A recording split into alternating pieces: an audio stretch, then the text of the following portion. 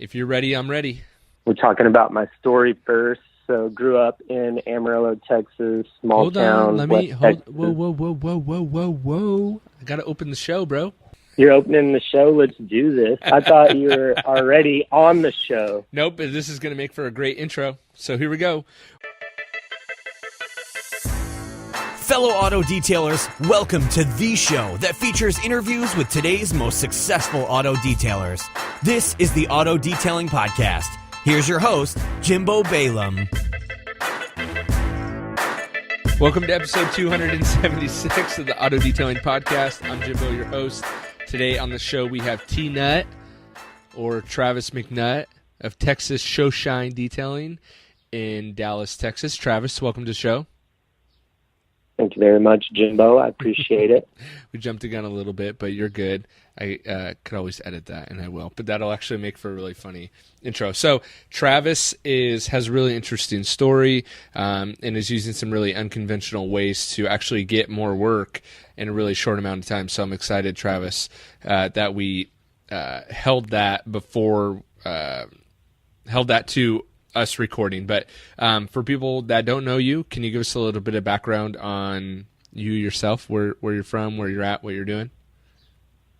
Yes, sir. I grew up in Amarillo, Texas, small West Texas town. It's actually rated the windiest city in America. If you look it up, wind's always blowing.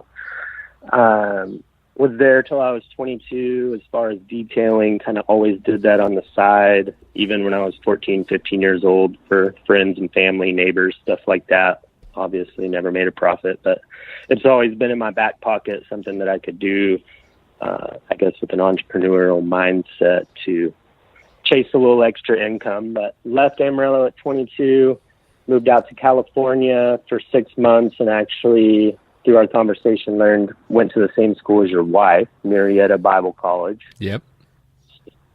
What year were you there, by the way?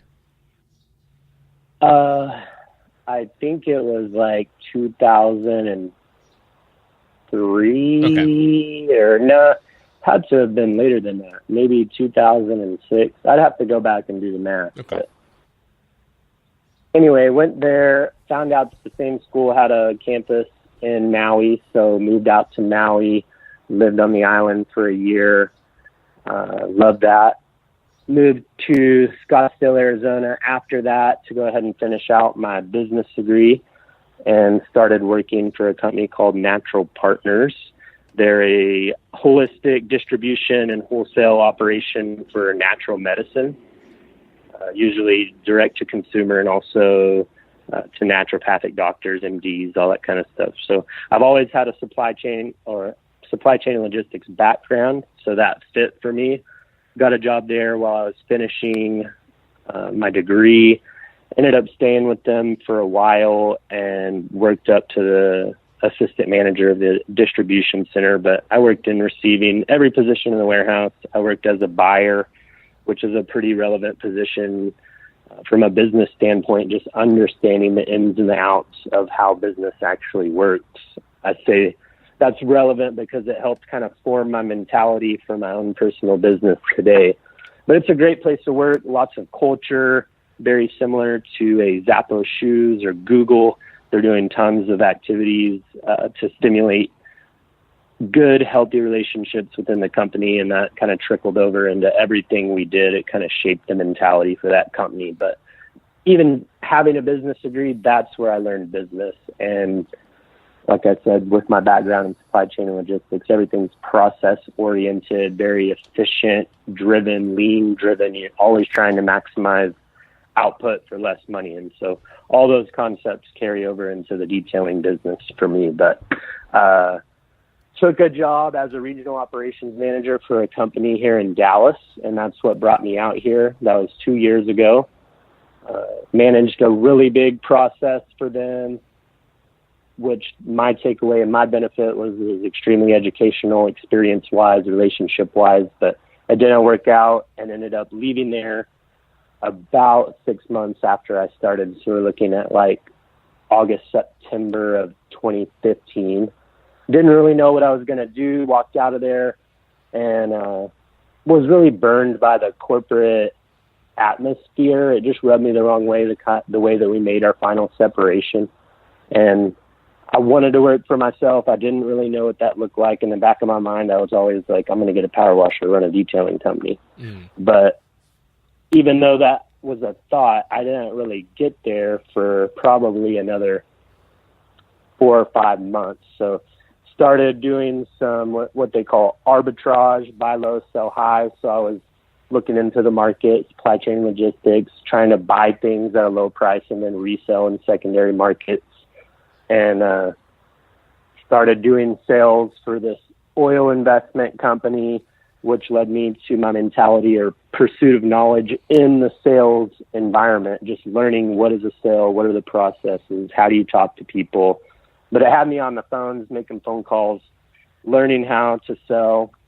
While I was doing that, I was working on my laptop because I was only on the phone, so I really could do 2 things at once, and I was kind of keeping the arbitrage thing alive while I was making phone calls. And then it came a little bit later. That didn't work out. It's hard to sell $40,000 oil investments in a bad market, but it taught me a tremendous amount about sales. And so I kind of highlighted on those things to reiterate the things that are really working for me today in my detail business.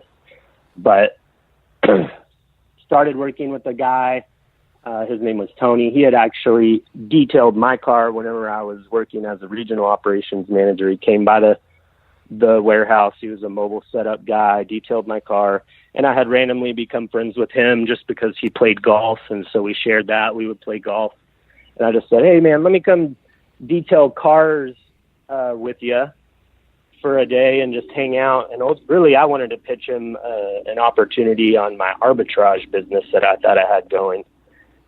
I guess all that being said, I ended up working with him for about 9 months full time, and just doing, whenever I started with him, he was doing $75 washes. 100% of his business was repeat and referrals.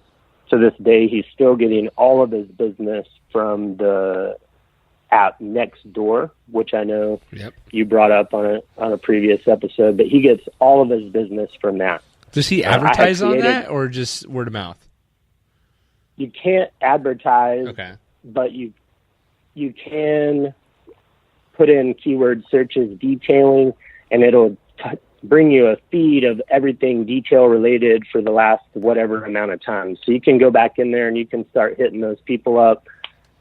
Did you get a detail? Were you satisfied? This, that, and the other. Or you can refer your own company, or most of the time, once you build within a neighborhood, the way I understand it, you're kind of in your neighborhood. So once you've built a name for yourself in a neighborhood, then it will evolve organically.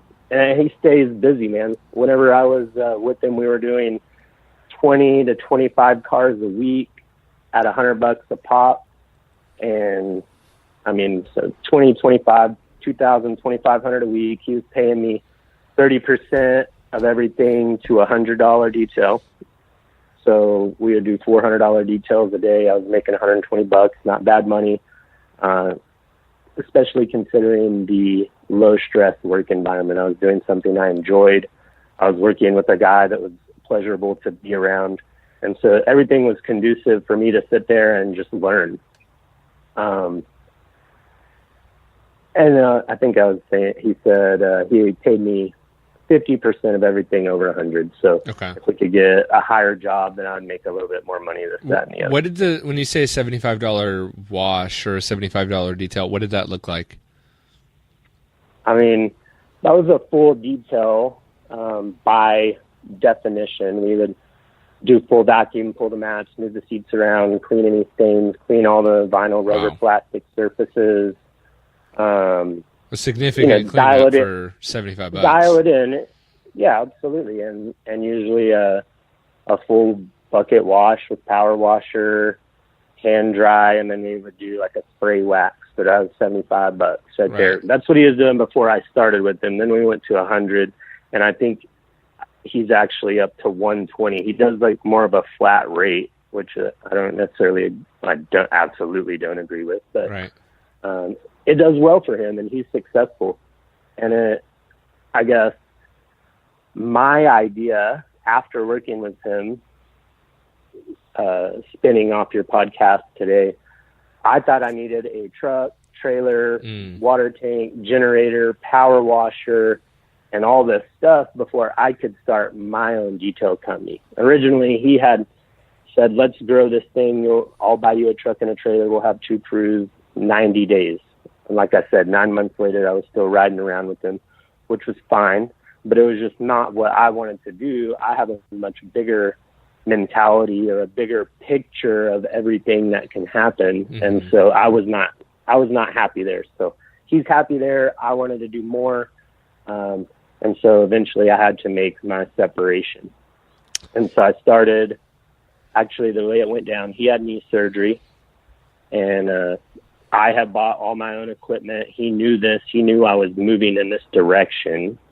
And I said, well, I'm going to go to Amarillo, my hometown, and I've got some details to do out there. And I know you're going to be down for several weeks with your knee surgery. So I'll just touch base with you soon. And basically from there, for me, he had taken on his son as an employee. And so it really worked out for him to where it wasn't a bad separation. And I went on and pursued and created Texas Show Shine, which is my business today.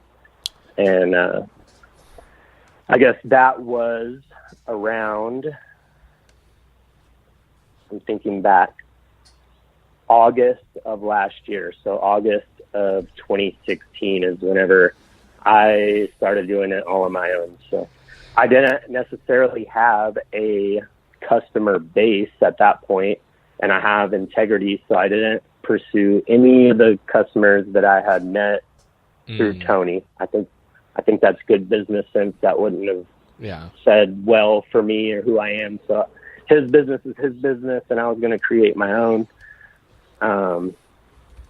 You want to throw anything else in before I just keep rambling on? No. It's good. And what I like about laying out, and kind of why I always ask people to talk about their kind of entry into detailing, is because it helps people that are listening relate. Instead of being like, oh, I got a successful business now and everything's good and I got a steady client base, it's like, awesome, but like, what did that look like to get there? So one thing that, if people listen to the episode that I released on the day that we're recording, which is Friday, March 17th, I talked about like the best mobile detailing setup. But you said when you were rolling around with Tony. So I know the answer to this question, but if people haven't listened to that episode, I kind of want to clarify.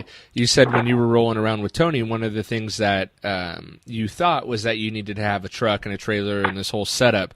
And then you mentioned that you bought your own equipment. So did you end up buying a truck and a trailer to start, or what did your first mobile rig look like, or what do you still have that set up, and what does that look like? So absolutely. What I did, my granddad is getting of age and he's not driving anymore. And he had this 93 Ford pickup that he had bought, and I actually learned to drive in it. That's just a little 2 cents extra, but he wanted to get rid of it. So I bought his truck from him for $1,600. It had 118,000 miles on a 93 in pristine condition, but got that, bought a water tank off of OfferUp for 5 Mile, which I'll mention later. But for guys out there who are looking to source equipment of any kind, OfferUp, 5 Mile, those are great resources to buy things at a discount. Anyway, got my tank. Because you kind of had that arbitrage mindset, right? Yeah. Yeah, I had already been buying and selling tons of stuff in these markets already, so I was really familiar with how to source materials and products and stuff like that at a discount. I never want to pay full price, but I will to do things like buy your affiliate link products so you get a kickback. At shopwithjimbo.com. At shopwithjimbo.com. Appreciate that. And so got the truck, got the tank. I had decided to get my power washer and my generator from Home Depot so that if I did have mechanical issues, that I had a direct source where I wasn't going to be out equipment for a long amount of time. I felt like that was a valuable resource to just be able to trade my equipment in, since it was going to be my bread and butter, how I made my money. Anyway, truck, got all the equipment, water tank, I think I used my water tank 3 times before it sat in my garage for 9 months, and I just sold it because I just got sick of looking at it. But so how do you? And I would run around. Here's the question I run get: around in the truck. How do you? If you only use your pressure washer 3 times, how do you clean cars? Well, I guess prefacing your answer, I now work out of my Infinity G37, and so it's a much smaller workspace. But I'll just get. I don't like doing fully mobile out in the middle of a parking lot, like office space type details, but I do have some of those accounts. So I'll just take 3 or 4 5-gallon buckets full of water, and I'll put the sealed lid on them, and I just take them with me. And then I have an empty bucket, and every time I start a car, then I'll pour some fresh water in there, throw some O&R, do a rinseless wash, and then I clean the wheels with the same water that I did the paint at the end. I'm typically not doing a 2-bucket method on my service washes at the office place, but and then I'll just dump the water, and so that's my water. I can take 20 gallons of water with me, and I can never had a problem getting through the cars I had to get through. So awesome. Sorry to interrupt. Keep no, going. You're good. I think that answered. I thought I had this hurdle. I thought I had this thing that was keeping me from being able to be in a position to have my own company, and that was capital to invest into that equipment. And so I guess I would say that to say now I'm running out of my car. My business has shifted more towards paint correction. And so I'm able to, in a sense, take less towels, take less water. I don't have to really worry about taking that stuff with me. And 99% of the time I've got a water source and I've got a power source. And I have never dealt with a client who had a single problem lending their power or water to you. I know some guys say, I don't want to do that. It's unprofessional, whatever. I have never had anybody have a problem with that. In fact, most clients are willing to go buy you lunch and do whatever they can to help you out because you're already delivering a great service to them. And so they've already found value in you as a service provider. So they don't mind taking care of those little things because they know they're going to be taken care of in the end. So totally. Do any of your customers, because I'm curious with a car, because this was kind of a mind, kind of a mind trick that my own brain was playing on me when I was transitioning from a truck and a trailer to a van to a different van to a truck to blah, and now we were talking the other day, I'm thinking about how little of a car can I get, and still get away with it. Do customers ever, and here's a thing that kind of has not plagued me, but I thought about it, is do any of your customers, working out of such a small car, do any of them, is the perceived perception that when you pull up, you're maybe you're not as professional because you don't have this big truck or van, or do your customers not even care, or do they not even say anything? I'd say that's or do they like it? I would say it's a threefold answer. One, if they found me through social media, which most of my customers do, they've already seen the work, and so it doesn't matter what I show up in because they already know that I'm working on all these various types of rides. It's just not something they're worried about. Right. I've already established myself as the professional and the expert before they're ever faced with the need to decide if I'm that person, if that makes sense. Got it. And I think that answers the other part. When I'm talking to somebody, I build enough value in who I am and what I do and the processes and what they're going to experience by hiring me before I get there to where it wouldn't matter. And then the third thing would be my car is nice. I've polished it. I've coated it. I've coated the wheels, coated the glass, and so I can almost use it as a showcase. Yep. If somebody maybe is or is not on the fence about a correction or a coating, then I've got a rolling sales force right here. I can just bust it out and say, well, look how hydrophobic it is. Pour water on the paint, or spray the wheels off, you know what I mean, and all the dust falls off. So I mean, it's like, for me, it's a marketing tool at this point. Totally. That's funny you said that. That's actually been one of the biggest selling points for coatings for me personally, and I don't know about you, but the fact that my own car is coated and I keep it relatively clean, especially if I'm going to go quote a coating, then for sure. Then just use my car as a selling example and say, go look at my car. Do you want this car's 5 years old, or in my case, it's only a year and a half old. So, but it's like, go look at my car, and if you want that, that's what I can deliver. And absolutely, most people that look at the truck that are even slightly considering the coating, when they look at the truck, it's like, yeah, I want that, And I'll say this about my truck, because it was an older truck, I did do a half-ass polish on it, but I didn't. It's white, you know what I mean? It's my work truck. It wasn't my daily driver, so I didn't really keep it all that clean. And I will say that I did have a lot of comments on, I thought you would have something nicer, or somebody comes and sticks their head in my window. It's like, my truck wasn't clean. Definitely not as clean as I keep my car, but it's like, I live out of this thing. I'm in here sometimes 14 hours a day, 5-6 days a week, and I'm traveling back and forth from Amarillo to here, which we didn't hit on yet, but I'm living out of this thing. And so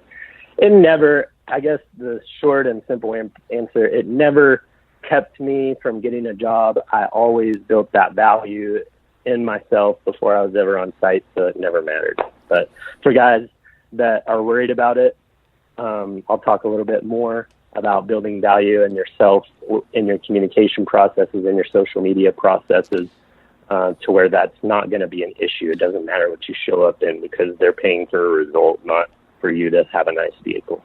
Then let's get over that. Yeah, good insight there. Let's transition then into how you got clients, because you said, you did the right thing and not trying to steal a bunch of clients from your previous employer. So how did you, how did you get your first clients? How are you getting clients? What are some strategies that are working for you in that area? Okay. I'll say social media is where I get 100% of my clients, other than OfferUp and 5 Mile, which I'll say for guys starting out, OfferUp, 5 Mile, Craigslist, you got to get out there and you got to post, and you got to write some content, and you got to make some videos, and you got to take some pictures, and you can keep those ads current, or you can post them as frequently as you need to. But whenever somebody goes and searches auto detailing or whatever on Craigslist, 5 Mile, OfferUp, and you can even go Google search, what are free ways to market my business? And I guarantee you'll come up with a list of 20 others, but there's tons of ways to market your business, get your name out there. So you have to take tons of action. I think 3 things I wanted to talk about were action, building value, and then your networking. So everything you do, you have to take action. So post in those outlets. Social media, I'm constantly active in social media. So I'm posting on Instagram at least twice a day. If you're interested in how to market in social media, Google it. If you haven't done some research, it's worth just Googling it and getting some common knowledge, and then apply that. But anyway, social media, be posting all the time. They say you have to post 7 times a day if you want to hit everybody on your friends list, because not everybody has, or not everybody sees what you post if you're not posting multiple times a day. So I'm very active in social media. Whenever people come up on my friends list and it says friends you may know, I'll be straight up honest and say, if it looks like just a quick glimpse, if it looks like somebody that might have a nice car, if they have a car on their profile video, if it looks like a guy in a nice business get up or whatever it may be, I add friends. So I'm constantly adding people, probably 100 people a month. And I'm doing that in two different ways. One, professionally, and one, retail. So I'm pursuing to grow my my reach. I'm looking to grow my reach with potential customers, and then I'm also adding a lot of detailers and a lot of other professionals in our industry, and a lot of the guys you see on all the mainstream YouTube videos and stuff. All those guys will accept your request, and to my experience, will most likely reply if you send them a message or whatever. So growing your professional network is going to help you a ton. You're going to see posts from other people, so you're going to learn about new products. You're going to see videos, so you're going to learn how not to do certain things. You're going to see some of the guys who are doing it the way that you want to do it. And if you start following what they're doing, then from a business mentality and a detailing mentality, you should be able to evaluate what those people are doing, how they're marketing themselves, and then you can take that and apply it to your own pursuit of marketing. And so I'm building my professional network. I'm talking to detailers. Shout out for Billy that you did a podcast with, an American detailer. That is a great group of guys. Did you know about that group before? Did you know about that? Okay. Before the podcast? No? Okay. And then that led, just my mentality, that led me to think, well, I didn't even know about these groups. This is a great group. I love it. What other groups are out there? So I don't know. I haven't pursued it. I've talked with one of my other mentors, and he's in one called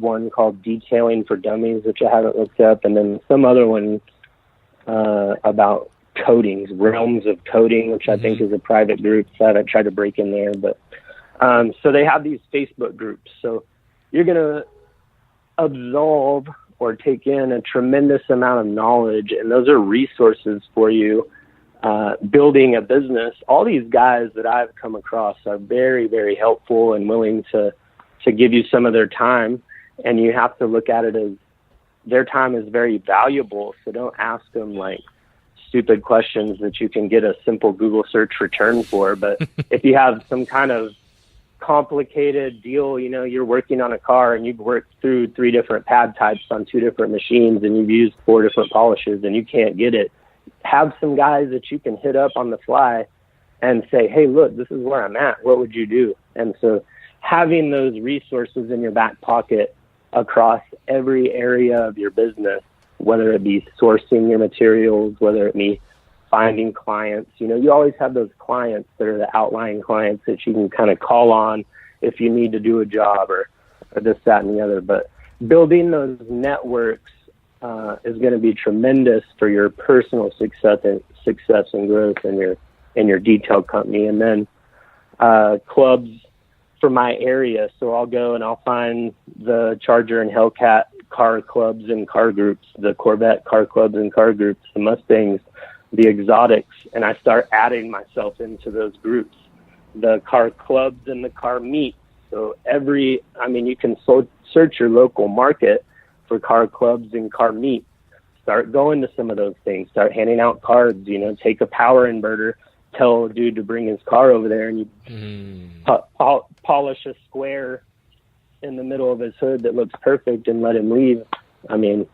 Things like that. So you're plugging into these networks of people, and all you really have to do is one job for somebody in that network before it's one job turns into 2 turns into 3. And if nothing else, now that I've done a couple cars for some of those guys in the groups, I don't even have to go back and catch the request for somebody performing what I do. Those guys are already my advocates, because they follow that group. They're passionate about their cars and they do these events. And so whenever they see somebody searching out something that they've had a phenomenal experience with, they're your sales force. They're the ones pitching the jobs. So that's been really helpful. Are you doing all this from, I guess I should have asked this at the very beginning, but from your personal Facebook page, or are you doing it from your business page? So I have a strategy. If I'm posting photos, then I always post to Instagram. My Instagram shares to my business page, and then I share the link from my business page to my personal page. But I I usually am building my network on my personal page, but I link everything I do back to my business resources whenever I'm on Facebook. And a quick plug there would be whenever you're returning communication text, whether it's inbound or outbound text, create or send a link to your Facebook, your Instagram, your email. Send maybe a couple pictures after they know after you know what kind of car they have. Typically, you've probably done one of those cars, so send them a couple pictures, invite them to join you on social media, and that's going to show if you can get them to your platforms, then it's over. You're going to have a much higher success rate. You know what I mean? Totally. And that's, you know what I really like about everything that you're talking about is it just takes work, but it's so practical. You know, and a lot of guys that reach out to me are just starting out. They're looking at ways to get new clients, how to differentiate themselves from the other detailers in their area, how to get more visible. And these are all things that people can just do. You know, it just takes the work to do it, but it's way better than complaining about having no work. You know what I mean? Yeah, I mean, everything we're doing is difficult and it requires tremendous amounts of action. So in everything you do, you should be thinking, how can I do this better? Or how can I be more successful at that? And if you have that mentality, then not finding answers to those questions is not practical. You know, you're going to find the answers. I would say find, for the pursuit of knowledge, I asked you the other day if you listened to EO Fire, and I asked you because I had a podcast that I wanted you to listen to, but then for the life of me, I can't find it. So that was that random text. But get on some of these podcasts like Jimbo, Jay Balaam, and listen to the content that he has. EO Fire, Grant Cardone, Young Hustlers, Power Players. Power Players is great with Grant Cardone. He interviews multi-million and multi-billion-dollar self-made entrepreneurs, and he just asks them in 30 minutes how they got there, where they came from, how they got there, just like you do in your show. Yep. But it's on a much larger scale. So if you want to be big, you want to do it big time, then you go find the people who are doing it big time, and then you copy how they do it. Yep. And so go get that knowledge and then transfer it back to the detailing industry. And there's never been a time in history that it's actually, I look at it like it's almost overwhelming, the amount of opportunity and ways to get knowledge and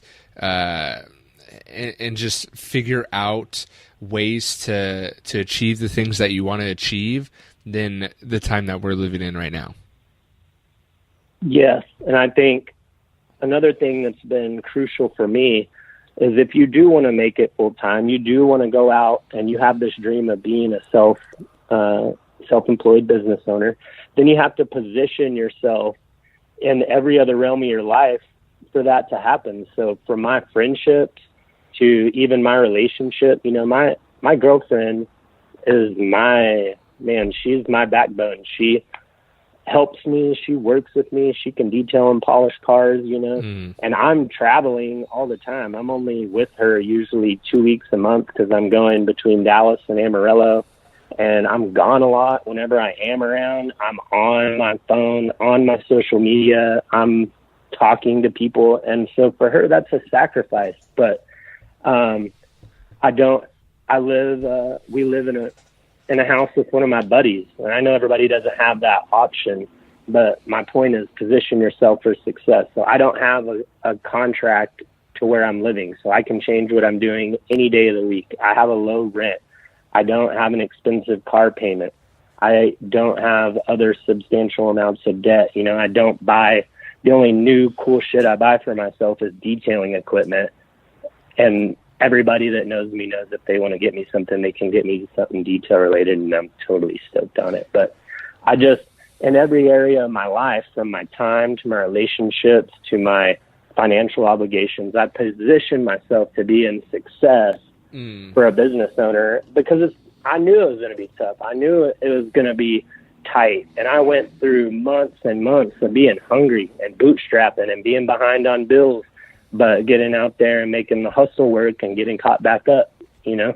But you have to position yourself for success if you want to make that transition. 100%. And that's, again, that's why I like the topics that you brought about and the strategies that you just talked about, because if you just put in the work, it's all doable.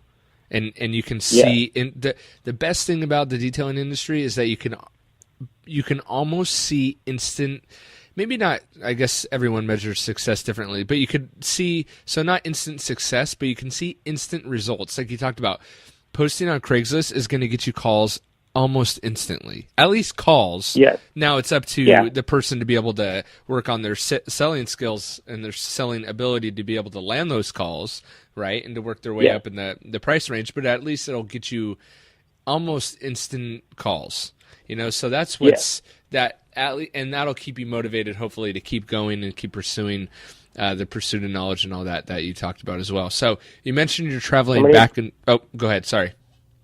I was going to say, and when you're talking to those people, you're inviting them to your social media and you're getting them connected with you. So even you're going to be in their face for the rest of their life, you know, until they delete you as a friend. It's like everybody that you have on your friends list sees these posts. So it's going to be burned into their brain. Auto detailing, I know the guy to go to because he's blowing my Facebook up with these daggum detailing posts. So right.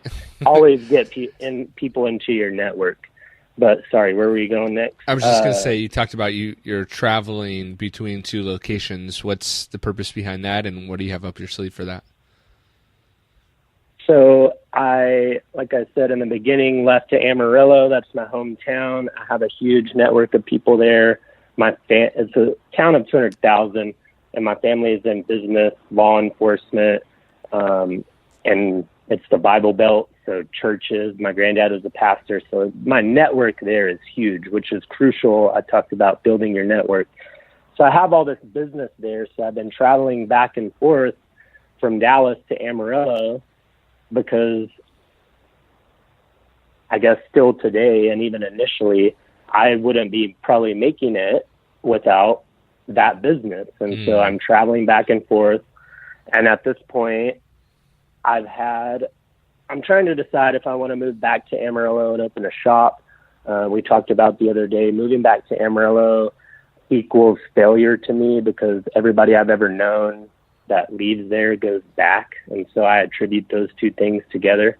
But we talked about how what I'd like to do is open a shop there, train some detailers, train a manager, and walk away from it as something that's residual, scalable income for me. And be able to go to Scottsdale where I lived, and I'd love to open a shop there. That's where I want to live. I love the weather. And then like you, I also see this in a much bigger light in the fact that I can be a professional detailer and have an online business that's successful as well, providing knowledge to other people and detailers. And so I see things in the same way that you do in that aspect. But so moved to Amarillo, stay here. And another thing that we almost rolled on to at the beginning of the show, you said, so by building your network of detailers, are you making money from that? And the answer would be yes. I linked up with this dude, Ryan Harper's Auto Grooming, and just followed him. You know, we were just buds on social media. We were in some of the same car groups, like the Corvette group. And we would both get recommended for these jobs. And it turned out he bought a motorcycle 2 weeks ago, and like a week later, somebody hit him on it. He crashed, fractured his collarbone in 4 places. And, you know, he has no health insurance. He can't hold a polisher. So now his successful business is in that light where none of us would ever want to be. And so I reached out to him, just said, hey, Ryan, I know you had an accident, man. I just want you to know that as a detailer or a buddy, if you need some help, I got you. And so ended up talking with him, and now I'm doing just coding jobs. So he's got a bunch of coding work. And so I'm doing coding jobs. Yesterday I went and did a brand new Grand Sport Corvette that he had booked. And so it's a way for me to make a substantial amount of money. I charge him $100 an hour for me to be on site. Whatever that looks like is whatever it looks like. But he's got a helper that he pays much less, who is experienced, an apprentice. And so yesterday I took his apprentice and we went and did that coding, did a light polish, coded everything. It was about 4.5 hours. I make $400. He makes enough, he's sitting at home crashed, but he still is able to generate income. So that was how that kind of played into making money through that network of people that I have built. Never know. Yep. Never know, man. And I think for guys that are new and starting out, there's plenty of guys out there that are willing to help you out with knowledge, with training. If you find them in your local network and you reach out to them and you make yourself sound serious, like a professional, like I said, don't call them and ask them shit you can just get a simple Google search return for. But, if you're passionate about doing it, then reach out to those guys. And you know what? Don't just reach out to them once. Reach out to them 2-3 times. Go by the shop and say, what's up? I just wanted to check out the shop. Show me your process. If you show that type of passion and that type of action, then somebody, it's not going to take long, is going to take you in, and you're going to be able to use that person as a mentor, as a life coach, as a business coach, or even just a resource for knowledge to move forward with your own business endeavors. So 100%. Was there anything else that you wanted to kind of touch on or talk about or gripe on or rant on? If I was going to gripe or rant on anything, I was thinking about this. Literally nothing with the network or the industry. Like, we all know the keyboard warriors, all those typical gripes, everybody telling you, oh, you're ruining this or that, or don't do it that way. I think the most effective way is to have a effective way. That could look 100 different ways. You know what I mean? But as long as you have a process, you have a way, then it's going to give you the ability to walk into any situation and know how you're going to handle it start to finish. And you can explain that to your customers in the sales process. That was the other thing I hate is extension cords. I freaking hate extension cords. Like, I'm always doing corrections, moving, light stands around, and my polishers are plugged in. And so that's probably my least favorite part about everything I do is extension cords. I think we'll eventually have the technology in machines and stuff that everything will be like battery powered. What'd be crazy is a gas powered buffer. Well, how about kinetically powered, like your watch, because it's already generating its own kinetic energy, so it should be able to charge itself through vibration. That would be cool. I think that's where we will get eventually. But that's I would this next year at SEMA, I'd like to see some cool innovations like that. Where the extension cord kind of goes away. Yeah, I'm on board for it.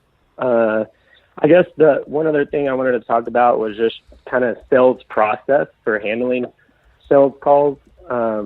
Whenever somebody calls you, you should know beforehand everything that you're going to say, and it'll be easy for something they say to throw you off guard, but just to find a way back to being able to communicate who you are, what your services are, and doing that effectively. And, so you take a call and somebody's like, I love this question. How much for a detail? Yep.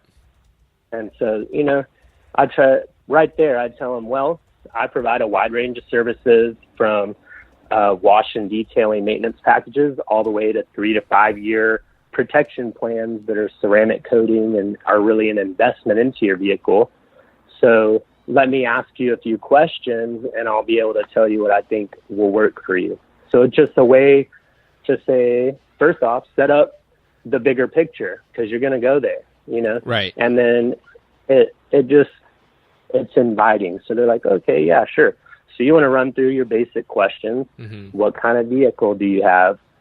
Maybe what color is it? I like to ask, when was the last time you had it detailed? So I get a picture of what their detail regiment looks like. You know, you're already setting up to know what you're walking into.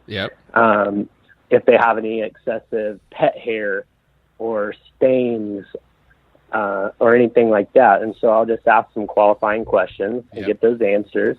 And then I say, and for you, obviously, you're the one who wants a detail. What is it that you want out of your detail? Like, how did you get in touch with me? And so I try to set that up as another way that I can build value or sell back to their direct need.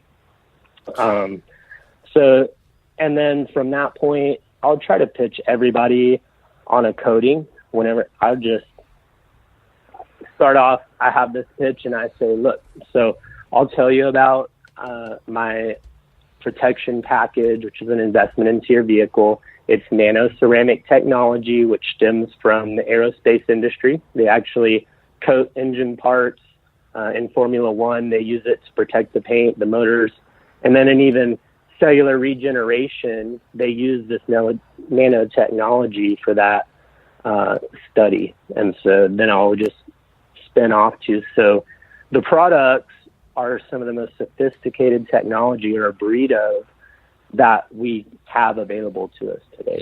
And so we have coatings that can do your paint, your wheels, your trim, your glass, your interior, and it's going to actually add a new workable surface over whatever we coat. So we're not only going to clean, protect, and get everything in the best possible shape before we coat it, but then once it's coated, it has another surface that's going to take the abuse of the day-to-day deterioration and things that usually will depreciate the value of your vehicle. So that's our highest plan. And I'll say, you know, it's a pretty damn good sales pitch, by the way. Yeah, so you just, you know, you get their thinking up and you tell them why they need it. You know what I mean? And then they're like, well, hell yeah, that sounds like the shit. And he obviously has got the best stuff because it comes from, you know, cellular regeneration and the aerospace industry. And so I'll pitch that and I'll say, I start out with a full paint correction and, or whatever, you know, just try to get a feel, but that's how I get into it. And then if they are interested, then I'll usually say like paint's $1,000, wheels are $200, trim's $200, glass is $200, interior's $200. So you're up over $2,100 for a full, you know, protection package, different time frames for different surfaces.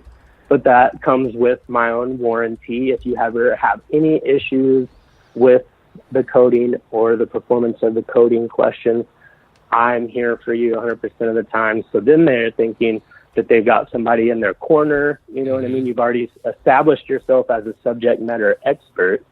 And so now they're thinking, well, shoot, I've got this guy who's in the... It just is a way to break down some of the walls, effectively communicate the products and their significance. And it's just... Anyway, so I like to pitch everybody on coatings. From there, you know, you get a read for them. They aren't interested in it.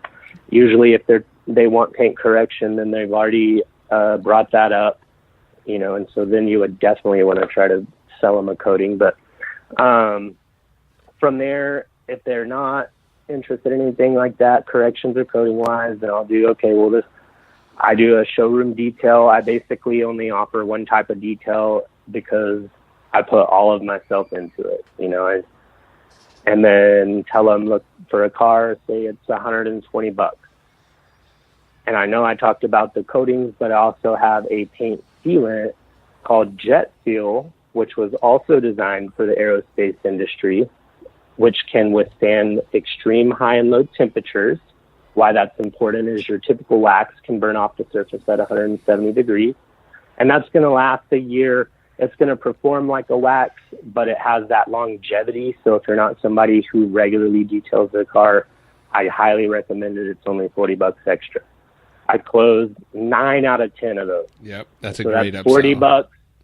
$40 a pop every freaking time, or 40 or 60, depending on the size of the vehicle. But, you've already established yourself, like I said, as the expert. So Right. if you're recommending it and they want that, but they can't have it, then they're like, well, I guess this is the next best thing. And so they almost always will jump on that, And the thing I And like... it's not, Go ahead, sorry. I was going to say, I say that they'll jump on that. And I don't mean to sound salesy, like I'm trying, like that's my only motivation, but I actually believe in the products and the result. And I believe in my work and I stand behind it. And so the things I'm telling them, I believe, which is one of the, in sales, I always hated forcing stuff on people that I don't necessarily share, that they should have as much passion about it as I do.